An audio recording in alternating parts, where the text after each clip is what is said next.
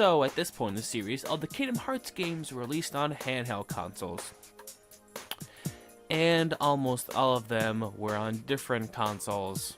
2 on the DS, 1 on the PSP, 1 on the 3DS, 1 cell phone game, and 1 smartphone game.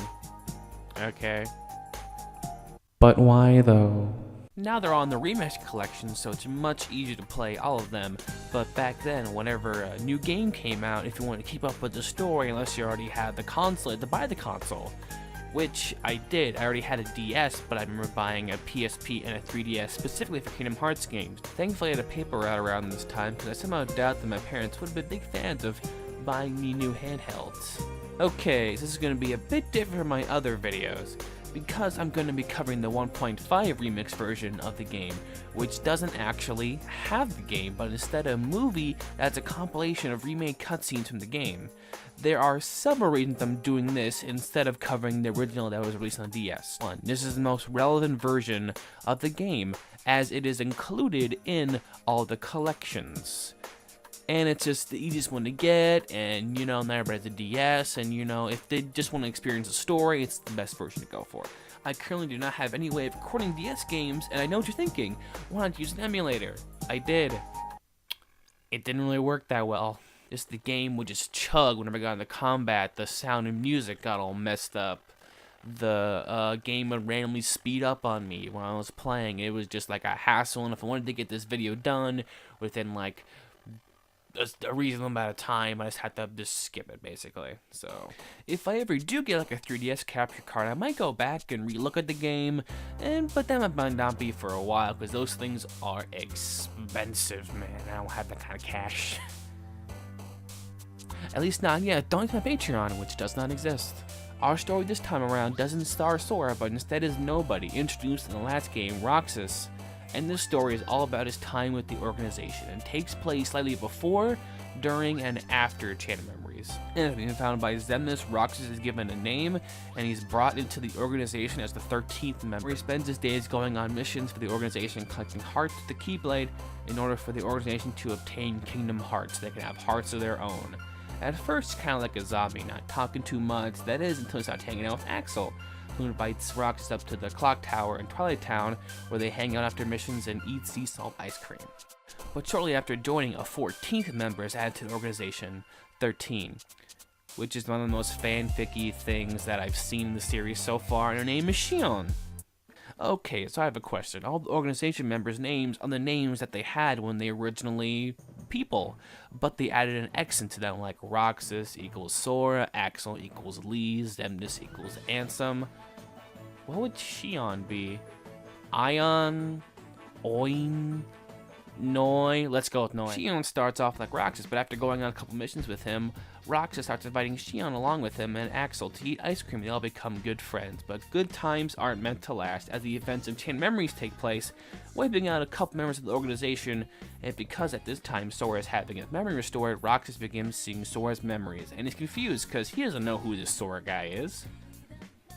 And to make it worse, everybody in the organization knows, including Axel, but he thinks it's better not to tell him. But to make matters worse, Xion has been having the same dreams that Roxas has been having, which causes Xion to go to Castle Oblivion to find answers, and what she finds is that she's a replica made by Vexen. It's kind of like the Riku clone in Chain of Memories. Oh, yeah, I never actually mentioned that there was a Riku clone in Chain of Memories. Oops. My bad. Didn't really affect the story though, but whatever. Yeah, she's a bit different from the clone Riku. She was designed to siphon the power of the Keyblade from Roxas so that she could capture hearts as also a kind of a backup plan in case Roxas didn't work out.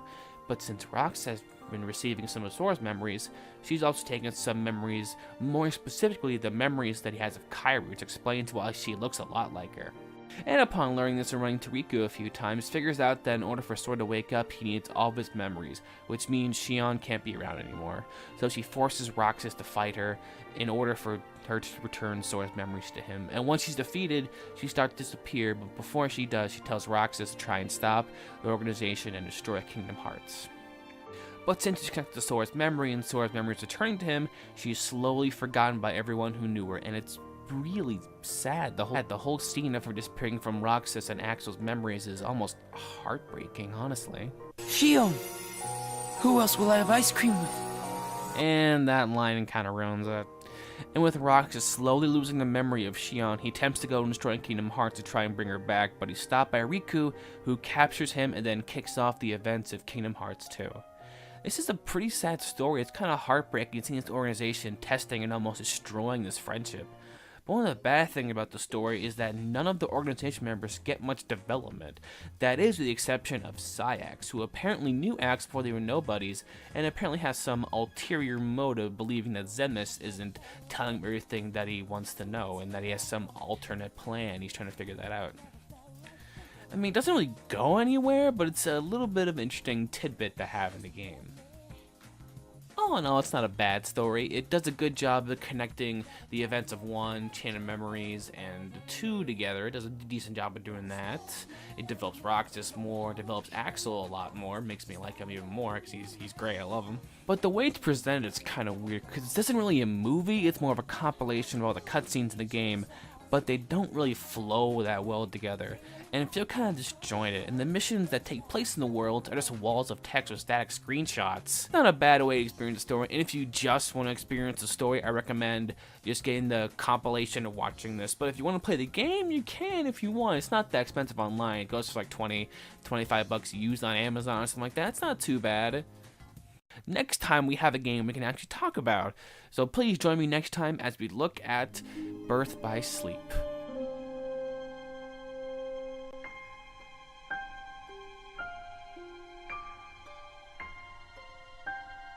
Hello there, thank you very much for clicking on this video. If you like what you see, you can subscribe, because I'm working on more stuff.